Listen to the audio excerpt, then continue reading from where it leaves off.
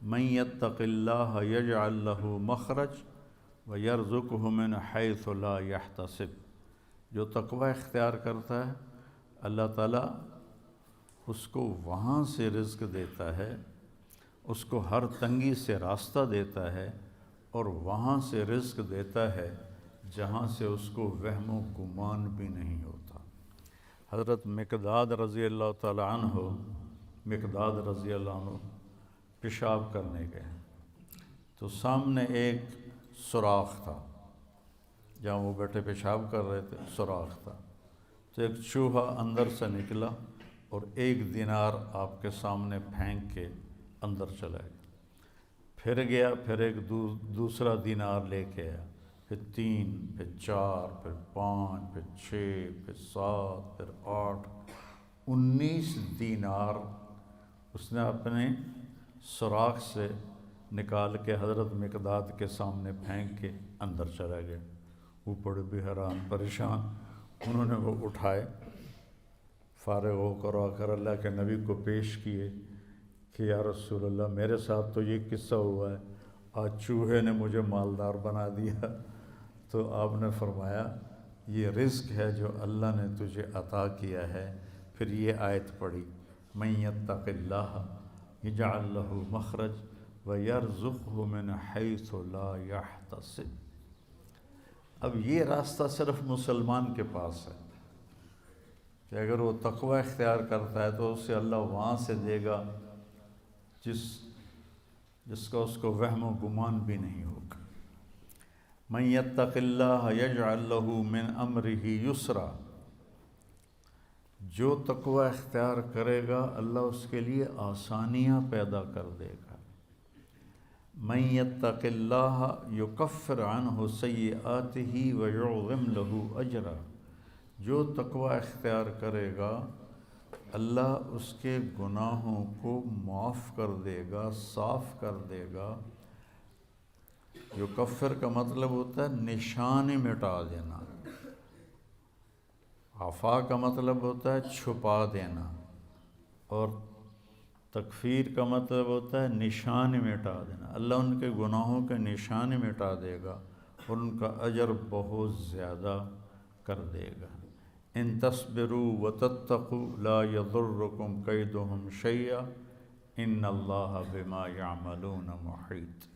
تم صبر اور تقوی اختیار کرو تو دشمن کی کوئی چال تمہارے اوپر کارگر نہیں ہوگی، اللہ ان کا گھیرا ڈالے ہوئے ہے، ان کے گرد گھیرا ڈالے ہوئے ہے۔ تقوی کی مثال کیا ہے؟ آپ کے پاس پیسے ہوں اللہ کے فضل سے تو آپ ہر چیز خرید سکتے ہیں، گھر خرید سکتے ہیں، گاڑی خرید سکتے ہیں، جائیداد بنا سکتے ہیں، سیر و تفریح کر سکتے ہیں۔ تو تقوی ایک ایسا سرمایہ ہے جس سے آپ دین کے ہر عمل پہ چل سکتے ہیں۔ تقوی ایک ایسا سرمایہ ہے جس پر آپ دین کے ہر عمل کو اپنا سکتے ہیں اور اس پہ چل سکتے ہیں۔ حضرت عمر نے کعب احبار سے پوچھا تقوی کیا ہے؟ چونکہ قرآن میں مختلف تعبیرات ہیں تقوی کی، تو حضرت عمر نے پوچھا، کعب احبار یہودی عالم تھے، ایمان لائے تھے، تابعی ہیں، مت تقوی، فرمانے لگے کبھی کانٹوں بھرے راستے پہ چلے ہو؟ سبحان اللہ، کہنے لگے ہاں، اور اب میں تو کانٹے ہی کانٹے تھے، کوئی سبزہ تو تھا ہی نہیں۔ تو کہنے لگے پھر کیا کرتے ہو؟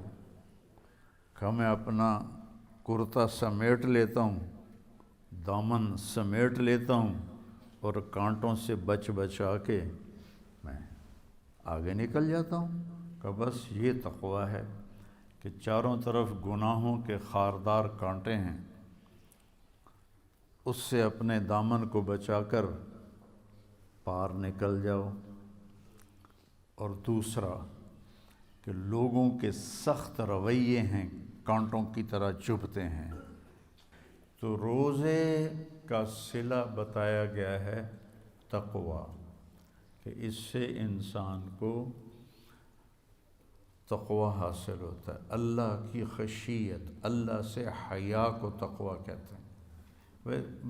ایک گناہ نہ کرنا کہ دوزخ میں جاؤں گا، یہ بھی ایمان کا حصہ ہے۔ ایک گناہ نہ کرنا کہ مجھے اللہ سے شرم آتی ہے، مجھے اللہ سے حیا آتی ہے، یہ حیا کا جو درجہ ہے یہ خوف کے درجے سے بڑا ہے۔ یا ایھا الذین آمنوا، یہ عزت صرف اس امت کو ملی ہے اور کسی امت کو یہ اعزاز نہیں ملا۔ کتب علیکم الصیام، تم پہ روزے ہم نے فرض کیے ہیں، کما کتب علی الذین من قبلکم، جیسے تم سے پہلے لوگوں پر ہم نے روزہ فرض کیا تھا تم پر بھی فرض کیا ہے۔ کیا ملے گا؟ لعلکم تتقون، تمہیں تقوی ملے گا۔